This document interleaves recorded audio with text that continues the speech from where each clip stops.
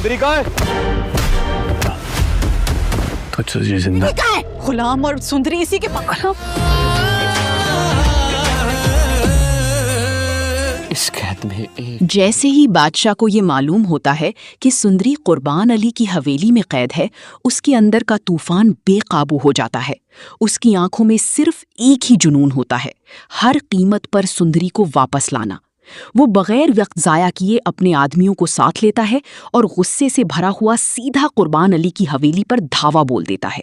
उसके चेहरे का गुस्सा देखकर हर शख्स सहम जाता है, क्योंकि सब जानते हैं कि जब बादशाह अपनी जिद पर आ जाए तो फिर तबाही यकीनी होती है। दूसरी तरफ सुंदरी बेबसी की हालत में कैद होती है, मगर उसे अंदाजा भी नहीं होता कि उसकी खातिर अब खून बहने वाला है। हवेली पहुंचते ही बादशाह किसी तूफान की तरह अंदर दाखिल होता है, कुर्बान अली के आदमियों को रास्ते से हटाता है और सुंदरी को जबरदस्ती वहां से निकालकर वापस अपनी हवेली ले आता है।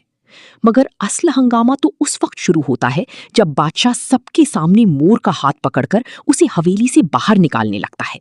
पूरा खानदान हैरत से एक दूसरे का चेहरा देखने लगता है। साहब जहां फौरन आगे बढ़ते हैं और गुस्से में कहते हैं, क्या तुम अपने होश में हो? मोर तुम्हारी बीवी है। लेकिन बादशाह इस बार किसी की सुनने को तैयार नहीं होता। उसकी आवाज में ऐसा जुनून होता है कि हर शख्स खामोश हो जाता है। वो साफ लफ्जों में ऐलान करता है कि उसकी असली बीवी सिर्फ सुंदरी होगी और जो भी उन दोनों के दरमियान आया वो उसे बर्बाद कर देगा, चाहे वो उसका अपना खानदान ही क्यों ना हो। ये अल्फाज सुनते ही हवेली में सन्नाटा छा जाता है, क्योंकि पहली बार बादशाह अपने ही रिश्तों के खिलाफ खड़ा नजर आता है। मोर ये सब देखकर अंदर ही अंदर टूट जाती है, मगर खुद को कमजोर जाहिर करने के बजाय एक नई चाल चलती है। वो नम आंखों के साथ बादशाह से कहती है कि सुंदरी के बारे में सबसे पहले उसी ने बताया था, क्योंकि अगर वो ना चाहती तो ये राज कभी सामने ना आता। वो जरीन का नाम लेकर कहती है कि उसने भी सिर्फ इसलिए हकीकत जाहिर की ताकि उसकी कोई सौतन ना बन सके। मोर की ये बातें सुनकर माहौल मजीद कशीदा हो जाता है। हर तरफ बेयकीनी फैल जाती है, जबकि जिहाद को साफ महसूस होने लगता है कि बादशाह अब इश्क में अंधा हो चुका है। उसे खौफ होता है कि अगर हालात को अभी ना संभाला गया तो ये जुनून पूरे खानदान को तबाह कर देगा। इसीलिए वो फौरन खुर्शीद को हुक्म देता है कि किसी भी तरह सुंदरी को निकाह के लिए राजी किया जाए, वरना बादशाह किसी को जिंदा नहीं छोड़ेगा। खुर्शीद जब सुंदरी के पास जाती है तो वहां एक अलग ही मंजर होता है। सुंदरी की आंखों में खौफ जरूर होता है, मगर उसके लहजे में जबरदस्त हिम्मत भी नजर आती है। वो दो टोक अंदाज में कहती है कि वो मर सकती है, मगर बादशाह से कभी निकाह नहीं करेगी।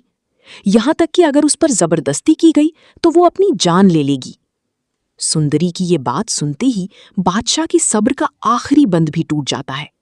वो उसके करीब आकर निहायत खतरनाक लहजे में कहता है, मैं तुम्हें मरने नहीं दूंगा, लेकिन अगर किसी की जान जाएगी तो वो सिर्फ गुलाम की होगी, क्योंकि वही हमारे दरमियान सबसे बड़ी रुकावट है।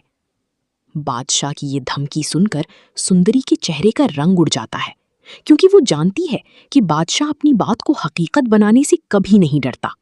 गुलाम की जान बचाने के लिए आखिरकार सुंदरी बेबस हो जाती है। उसे दुल्हन बनाकर निकाह के लिए बिठा दिया जाता है। हवेली में मौजूद हर शख्स खौफजदा नजरों से एक दूसरे को देख रहा होता है, जबकि बादशाह के चेहरे पर एक अजीब सी दीवानगी साफ दिखाई देती है। सबको लगता है कि अब ये निकाह होकर रहेगा, मगर ऐन उस लम्हे जब काजी निकाह के अल्फाज पढ़ने लगता है, अचानक हवेली के दरवाजे जोर से खुलते हैं। हर तरफ खौफनाक सन्नाटा छा जाता है। अगले ही लम्हे गुलाम की धमाकेदार एंट्री होती है। उसकी आंखों में आग, चेहरे पर गुस्सा और हाथों में इंतकाम साफ दिखाई देता है। गुलाम आते ही बादशाह पर हमला कर देता है और देखते ही देखते पूरी हवेली मैदाने जंग बन जाती है।